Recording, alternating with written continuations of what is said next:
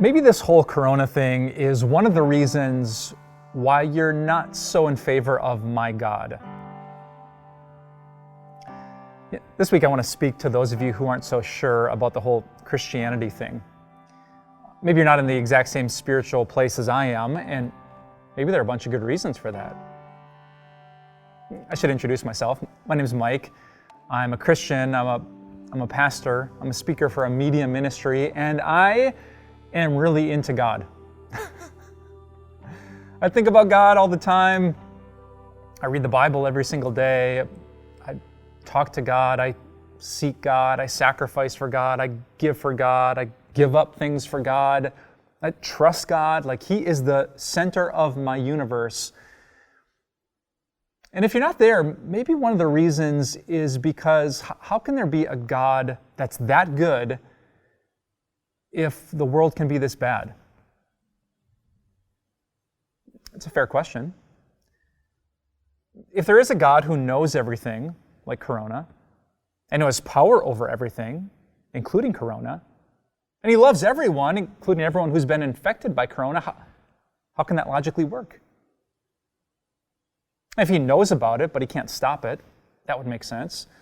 If He knows about it and can stop it, but doesn't love us, well, that would make sense. If He loves us and could stop it, but didn't know about it, that would make sense. But how do you put together these three things that God knew, and God could have stopped it, and God says He loves the world? That logically doesn't make sense.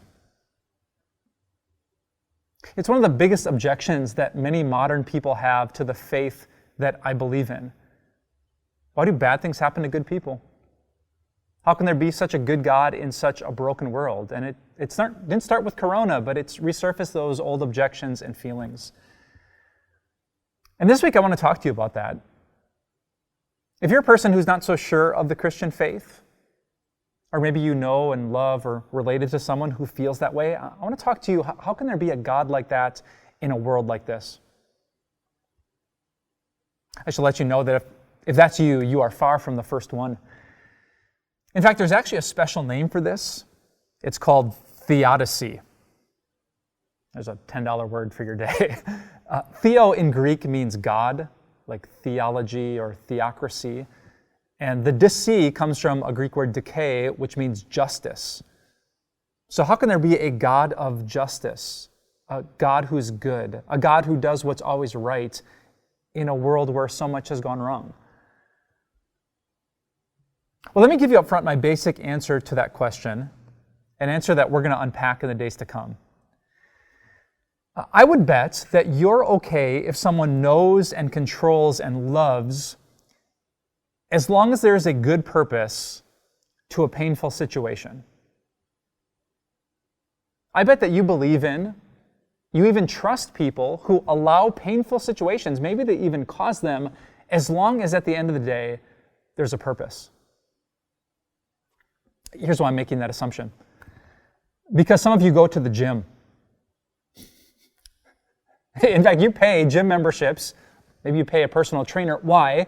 To make you sweat, to make your body burn, to make your muscles ache, to wake up the next morning and not being able to move your arms.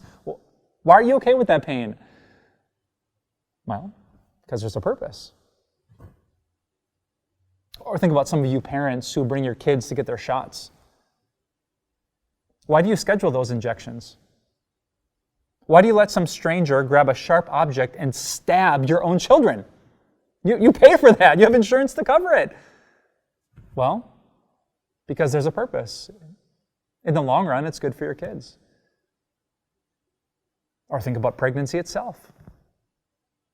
And every desirable parent, they know what's going to happen during labor. And not just for a few seconds or minutes, but hours, maybe even a whole day, they're going to feel pain like they've never felt before. And yet there are people who try to get pregnant. Why? Because there's a purpose. So if you're okay with pain at the gym, or in the doctor's office, or the delivery room, because there's some great purpose, what if the same thing is true with God? What if there's a God who absolutely knows about this pain and controls it, and yet He still loves us because at the end of the day, there's a purpose? That is what I want to explore with you this week. In Romans chapter 8, which was written in the first century by a guy who knew all about pain, the Apostle Paul, a very famous Christian, wrote these words. He says, "We know that in all things God works for the good of those who love him." In all things. In a corona thing, God is working for the good. And that's what I want to explore with you this week, especially for those of you who don't yet share my faith. Now, I should tell you up front, there are some pastors and preachers out there who assume they know exactly why this is all happening. I'm not one of them. God hasn't whispered any secret knowledge to me about why this happened in America or in that country at this time and place. I'm not going to guess about that. What I'm going to do is to explore 4 reasons, biblical reasons, generally why pain might happen to us. Let me tell you up front what they are. That without pain, like we're experiencing right now, you and I might use God, confuse God, reduce God, or lose God. But if God does allow pain into our life, we might appreciate God, understand God, glorify God, and find God. I hope you come back this week. I can't wait to explain those answers to you as we open up the Bible and find out why a good, knowing, powerful God allows bad things to happen, even to good people. Can't wait to see you this week, and have an amazing day. Hey, what's up everyone? Pastor Mike here from Time of Grace. Thanks so much for checking out this podcast. We certainly would love this message to reach more and more people.